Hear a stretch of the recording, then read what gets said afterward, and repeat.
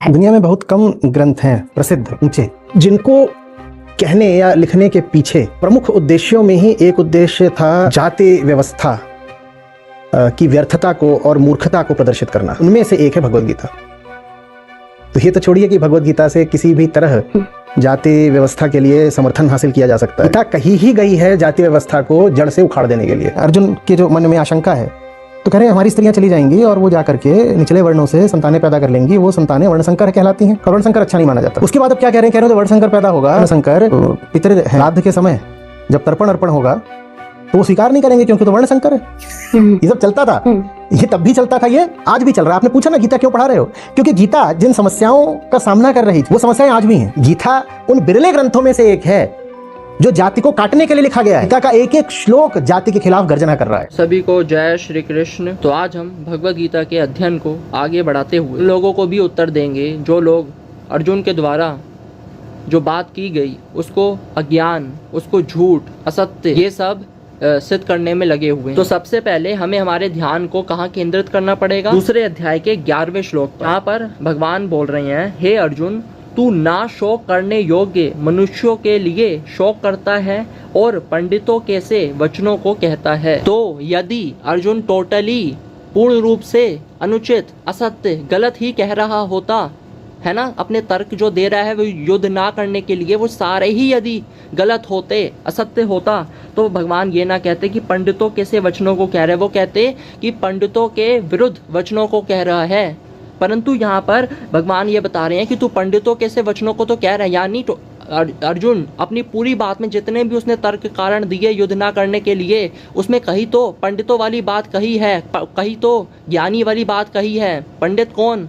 जो आत्मा और अनात्मा का जिसका विवेक है, जो ज्ञानी है। और यदि कोई ऐसा को तर्क दे दे कि भाई पंडितों के से वचन को कहता है, ये भगवान ने इसलिए बोल दिया कि वो ज़्यादा ऐसे ज्ञान की बातें कर रहा है जो कि ज्ञान की नहीं है, तो टोंट मारने के लिए भगवान ने ये बोल दिया कि बड़े पंडितों वाले बातें कर रहे हो, बड़ी ज्ञानियों वाली बातें कर रहे हो। तो टोंट मारने के लिए भगवान ने अगर ये बात कह दी तो भगवान उसकी उस बात का उत्तर देंगे ना कि ये जो तुमने बात कही है ये गलत है। आगे भगवान ने अर्जुन जो गलत बात कह रहा है उसका उत्तर दिया है। तो जो गलत बात अर्जुन ने उस संबंध में कही, वर्ण संकरता को लेकर या फिर जाति को लेकर, यदि वो बात गलत होती तो उसका भी उत्तर भगवान आगे देते। दूसरे अध्याय में कौन से पे मैंने ध्यान केंद्रित करवाया आपका? तू ना शोक करने योग्य मनुष्यों के लिए शोक करता है और पंडितों के से वचनों को कहता है। तो यहाँ पर अर्जुन कहाँ पर ना शोक करने योग्य मनुष्यों के लिए शोक करता हुआ दिख रहा है और कहाँ पर पंडितों कैसे वचनों को कह रहा है? हमको इसको समझना पड़ेगा। मधुसूदन, अब यहाँ पे मधुसूदन क्यों बोला कि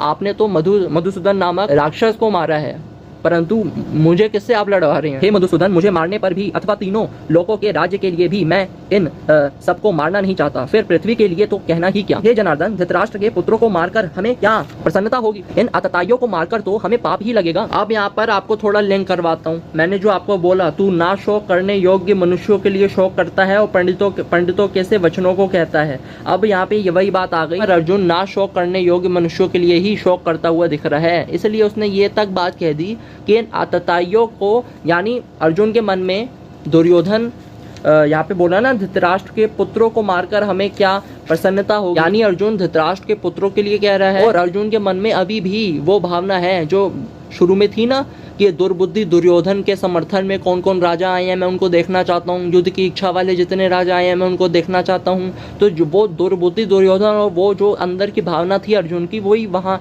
यहाँ पर व्यक्त हो रही है। इन आतताइयों, ये आतताई वाली भावना है अर्जुन की अभी भी इन लोगों के लिए। इन आतताइयों को मारकर तो हमें पाप ही लगेगा, ये बात बिल्कुल भी शास्त्र सम्मत नहीं कही अर्जुन ने, और ये बात बिल्कुल भी सत्य नहीं है। यहाँ पर अर्जुन जिनके लिए शोक नहीं करना चाहिए उनके लिए शोक करता हुआ दिख रहा है।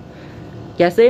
कि इन आतताइयों को मारकर हमें पाप ही लगेगा, परंतु मनुस्मृति में लिखा है कोई आग से जलाना चाहे, लक्षाग्रह में जलाने का प्रयास किया था, जो आपको विष से मारना चाहे, भीम को तो मारना चाहा था, और शस्त्र से भी मारना चाह रहे हैं, और आपका धन जो लूटना चाहे धन भी लूटा, स्त्री का अपहरण करने का या ये सब करने का तो वो भी हुआ है, और जमीन के लिए तो सारा पंगा है।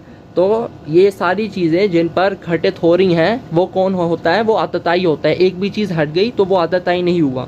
तो यहाँ पर ये निर्देश है मनुस्मृति में कि जो आतताई जैसे दिखे जहाँ दिखे उसको मार दो और उससे तुम्हें कोई पाप नहीं लगेगा। ये मैं आज के लॉ के हिसाब से नहीं बोल रहा, मनुस्मृति के हिसाब से की जा रही है, आज के लॉ के हिसाब से नहीं की जा रही। आगे अर्जुन जो भी बात कह रहा है उसको मैं थोड़ा संक्षिप्त में बता दूं। कुल के नाश से सनातन कुल धर्म नष्ट हो जाता है।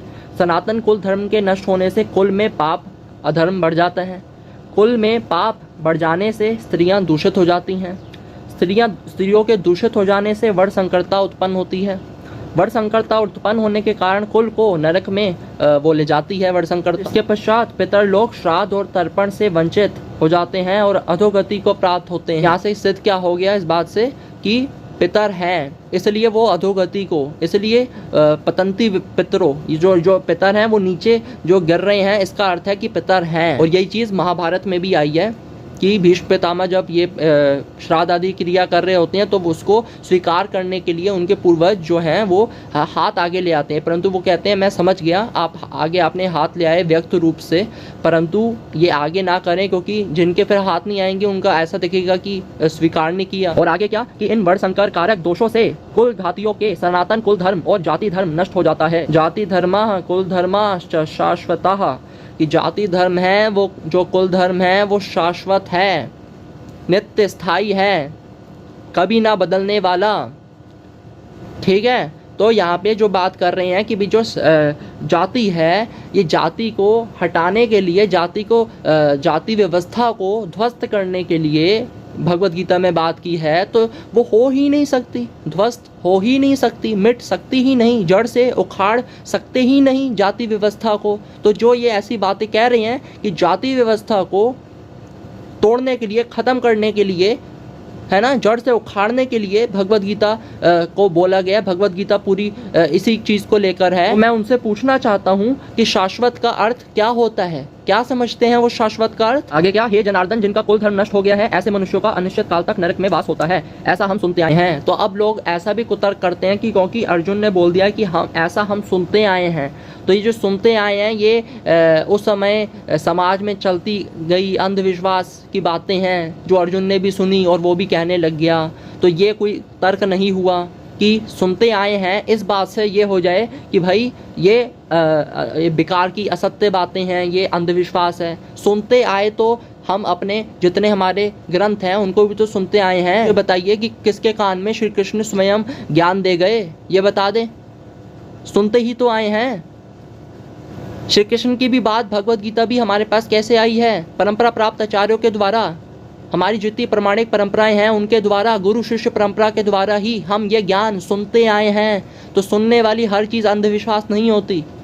आया समझ। यदि मुझ शस्त्र रहित एवं सामना ना करने वाले को शस्त्र हाथ में लिए हुए धृतराष्ट्र के पुत्र रण में मार डाले, वह मरना भी मेरे लिए अधिक कल्याणकारक होगा। तो अर्जुन ने अपनी तरफ से सारी स्थिति वो कर दी कि तुम नहीं मारोगे इनको, तो क्या वो मारेंगे तो ठीक है क्या? तो बोले हाँ वो भी ठीक है, यदि वो मुझे मार भी दे वो भी मैं कल्याणकारक ही समझूंगा। संजय बोले, रणभूमि में शोक से उद्विग्न मन वाले अर्जुन इस प्रकार कहकर बाण सहित धनुष को त्याग कर रथ के पिछले भाग में बैठ गए। अब आ गए हम दूसरे अध्याय में। संजय बोले, उस प्रकार करुणा से व्याप्त और आंसुओं से पूर्ण तथा व्याकुल नेत्रों वाले और शोकयुक्त उस अर्जुन के प्रति भगवान मधुसूदन ने ये वचन कहा। तो यहाँ पर अर्जुन की जो स्थिति है उसको संजय क्या कह रहे हैं कि वो है कृपया विष्टम। कृपया विष्टम यानी कृपा का आवेश। अब यहाँ पे बात आती है कि किसी भी चीज़ का आवेश गलत है, किसी भी चीज़ का, कोई गुण भी हो वहाँ पर भी उसमें भी आवेश नहीं होना चाहिए। कृपा ही अर्जुन की है, परंतु कृपा भी कितना सुनने में अच्छा लगता है, कितना अच्छा गुण है, परंतु इसका भी यदि आवेश हो जाए तो ये भी अनुचित है। क्यों? क्योंकि जब भी किसी भी चीज़ का आपको आवेश हुआ तो वहाँ पर आपका विवेक काम नहीं करेगा, वहाँ पर विवेक ने साथ छोड़ दिया, विवेक नहीं है वहाँ पर। जहाँ पर भी आवेश है, जैसे कि कामावेश, क्रोधावेश, लोभावेश, है ना, ये जितने भी आवेश हैं यहाँ पर विवेक काम नहीं करता। इसको आप ऐसे भी ले सकते हैं, आज के टाइम में इसको ऐसे भी बोल सकते हैं, हीट ऑफ द मूवमेंट, है ना, कि हीट ऑफ द मूवमेंट में ये हो गया, पता भी नहीं चला मुझको ये मैंने क्या कर दिया क्या नहीं करा। जितने आप देखेंगे जेल में अपराधी हैं उनसे पूछेंगे तो यही इसी प्रकार के उत्तर देंगे कि हीट ऑफ द मूवमेंट में हो गया, हमने विवेक से, बुद्धि से हमने काम ही नहीं लिया, हमें समझ ही नहीं आया हुआ क्या। आगे भगवान बोले, हे अर्जुन, तुझे इस असमय में मोह किस हेतु से प्राप्त हुआ? क्योंकि ना तो ये श्रेष्ठ पुरुषों द्वारा आचरित है, ना स्वर्ग को देने वाला है, ना कीर्ति को करने वाला ही है। तो सबसे पहली बात, तुझे इस असमय में ये मोह किस हेतु से प्राप्त हुआ? तो मोह क्या हुआ कि भाई मोह ऐसी चीज है कि भाई मेरे हैं, परंतु उस मेरे होने से मैं अपने कर्तव्य से विमुख हो गया। अर्जुन की यही दशा है ना कि ये जो मेरे हैं, ये मेरे आचार्य हैं, ये मेरे पितामह हैं, इनको मैं ही नहीं मार सकता। और मैं कैसे आगे भी अर्जुन बोलेंगे कि पहले तो ये कि मैं ये युद्ध नहीं करूँगा, जबकि भगवान ने आगे क्या बताया कि ये धर्मयुक्त युद्ध है, तू इस युद्ध रूपी कर्तव्य से विमुख अर्जुन होना चाह रहा है। तो ये किस कारण से? मोह के कारण से। क्योंकि मोह जहाँ पर भी आपका आया, वहाँ पर आप अपने कर्तव्य से विमुख होने लगेंगे, उससे दूर भागने लगेंगे, पर धर्म को अपनाने की चाह भी आपके अंदर आने लगेगी। और आगे, इसलिए हे अर्जुन, नपुंसकता को मत प्राप्त हो, तुझमें ये उचित नहीं जान पड़ती। हे परंतप, हृदय की तुच्छ दुर्बलता को त्याग कर युद्ध के लिए खड़ा हो जा। स्पष्ट भगवान ने अर्जुन को नपुंसक नहीं बोला है, नपुंसकता। जिस प्रकार ये भाव है, जिस प्रकार सुंदर का भाव क्या आ गया? सुंदरता। मधुर का भाव क्या आ गया? मधुरता। उसी प्रकार नपुंसक का भाव जिसके अंदर प्रवेश हुआ है वो क्या हुई? नपुंसकता। तो ये नपुंसकता का भाव है। इसलिए इन महानुभव गुरुजनों को ना मारकर मैं इस लोक में भिक्षा का अन्न भी खाना कल्याणकारक समझता हूँ। देख लिया किस प्रकार ये मोह कैसे प्रवेश हुआ? आपसे आपका स्वधर्म छोड़वा दिया, पर धर्म को अपनाने की इच्छा जगा दी। और आगे भगवान ने क्या कहा है कि स्वधर्म में मरना भी श्रेष्ठ है, श्रेयस्कर है, पर धर्म भयावह है। इसलिए कायरता रूप दोष से उपहत हुए स्वभाव वाला तथा धर्म के विषय में मोहित चित्त हुआ मैं आपसे पूछता हूँ कि जो साधन निश्चित कल्याणकारक हो वह मेरे लिए कहिए, क्योंकि मैं आपका शिष्य हूँ, इसलिए आपके शरण हुए मुझको शिक्षा दीजिए। अर्जुन के जिस भाव को संजय जी ने कृपया विष्टम कहा, श्री कृष्ण ने मोह, हृदय की तुच्छ दुर्बलता कहा, उसी को अर्जुन क्या समझता है? कार्पण्य दोषो पहत स्वभावः, कि इसलिए कायरता रूप दोष से उपहत हुए स्वभाव वाला, कि उस चीज को अर्जुन क्या समझ रहा है? वो कायरता है। आगे क्या आ गया कि हमको ज्ञान तभी मिलता है जब हम स्वयं को शिष्य माने। ना तो ऐसा ही है कि मैं किसी काल में नहीं था, तू नहीं था, अथवा ये राजा नहीं थे, और ना ऐसा ही है कि इससे आगे हम सब नहीं रहेंगे। इससे क्या सिद्ध हो गया? जो लोग कहते हैं कि भाई हमारा तो यही पहला जन्म है, पहले हमने कभी जन्म नहीं लिया, तो ऐसा नहीं है। हाँ, ऐसा है कि इससे आगे हम सब नहीं रहेंगे। ऐसा भी नहीं है कि आगे हमारे जन्म नहीं होंगे, आगे भी होंगे, आगे भी हम रहेंगे। परंतु आगे भगवान ये बताते हैं कि मेरे भी कई जन्म हो चुके हैं, तेरे भी हो चुके हैं, परंतु मैं उनको जानता हूँ, तू नहीं जानता। भगवान क्यों जानते हैं? भगवान सर्वज्ञ अंतर्यामी है, सबको जानने वाले हैं। आगे, जैसे जीवात्मा की इस देह में बालकपन, जवानी और वृद्धावस्था होती है, वैसे ही अन्य शरीर की प्राप्ति होती है, उस विषय में धीर पुरुष मोहित नहीं होता। अब यहाँ पे हम इसको विराम देते हैं, परंतु आप ये समझ लीजिए कि जो वो उन्होंने ऐसा वक्तव्य दिया कि अर्जुन की जो सारी बातें हैं वो उस समय की लोगों की अंधविश्वास वाली बातें हैं जो अर्जुन के मुख के द्वारा निकल रही हैं, उसको भगवान ने अनुचित बताया, विरोध करा। तो क्या इन आचार्यों के द्वारा जो बात कही गई है, जो भ्रमित करने के लिए, क्या ये तर्क संगत है? बिल्कुल भी नहीं। क्यों? क्योंकि भगवान के द्वारा क्या अर्जुन की इस बात का उत्तर दिया गया? क्या इस बात को अज्ञान, झूठ, असत्य बोला गया? क्या किस बात को? कुल के नष्ट होने से सनातन कुल धर्म नष्ट हो जाएगा, कुल में पाप बढ़ जाएगा, पाप से स्त्रियां दूषित हो जाएंगी, वर्ष संकरता उत्पन्न होगी, कुल को नरक में ले जाएगी, पितर लोग श्राद्ध और तर्पण से वंचित रह जाएंगे, अधोगति को प्राप्त होंगे, सनातन कुल धर्म और जाति धर्म नष्ट हो जाएगा। सब जो अर्जुन ने बताया, तो क्या भगवान ने इस बात को काटा? भगवान ने क्या कहा कि तू ना शोक करने योग्य मनुष्यों के लिए शोक करता है और पंडितों के से वचनों को कह रहा है। तो यानी अर्जुन जहाँ पर पंडितों के से वचनों को कह रहा है, उसी को भगवान ने और डिटेल में बताया कि पंडित जन तो फिर जिनके प्राण चले गए हैं उनके लिए, और जिनके प्राण नहीं गए हैं उनके लिए भी पंडित जन शोक नहीं करते हैं। तो ये भी बात तो मान, पूरी बात ना मान ना। अगर पंडितों की वाली बातें तूने कही हैं अपनी बात को वो करने के लिए कि भाई मैं युद्ध नहीं करूंगा, तो पंडित तो ये भी हैं, वो तो शौक नहीं करते हैं। तो पंडित तो ये सब भी नहीं करते ना, तो ये सब क्यों कर रहा है तू? और जहाँ पर अर्जुन ये सब बातें कर रहा था कि भाई इनको मैं मारूंगा, हम कैसे सुखी हो सकते हैं, कैसे हम ये भोगों के लिए और अपने राज्य के लिए इनको हम कैसे मार सकते हैं अपनों को ही, तो ये जहाँ पर ये वाले तर्क दे रहा था, तो उस तर्क को काटने के लिए भगवान ने ये बात बोली कि भाई किसको तू मार रहा है, किसको मारने की बात कर रहे हो, और किसके द्वारा मारे जाने की वाली बात कर रहे हो? ना आत्मा ना तो किसी को मारती है, ना किसी के द्वारा मारी जाती है, ना काटा जा सकता है, ना जलाया जा सकता है, ना सुखाया जा सकता है। आत्मा अविनाशी है, नाश रहित है, अप्रमेय है, अजन्मी है। ये सारी चीज़ें आत्मा के लिए आया है। और तू बात करता है कि हम इनको मार देंगे, तो भगवान ने उसके संबंध में ये उत्तर दिया आगे उसके अर्जुन की इन बातों को काटा। और यदि अर्जुन की उन बातों को भी, वो बातें भी अनुचित होती तो उन बातों को भी काटते हैं भगवान। क्यों नहीं काटा भगवान ने? क्या भगवान को नहीं पता था ये? अर्जुन के द्वारा जो कुल धर्म, सनातन कुल धर्म नष्ट हो जाएगा, पाप बढ़ जाएगा, स्त्रियां दूषित हो जाएंगी, वर्ण संकरता, मूलतः वर्ण संकरता को लेके, और दूसरा जाति को लेके जो अर्जुन की बात थी कि जाति धर्म शाश्वत है, तो इन दोनों बातों का विरोध करते हुए भगवान ने कोई भी उत्तर नहीं दिया, इन बातों को नहीं काटा। इससे सिद्ध होता है कि ये दोनों बातें उचित हैं। ठीक है।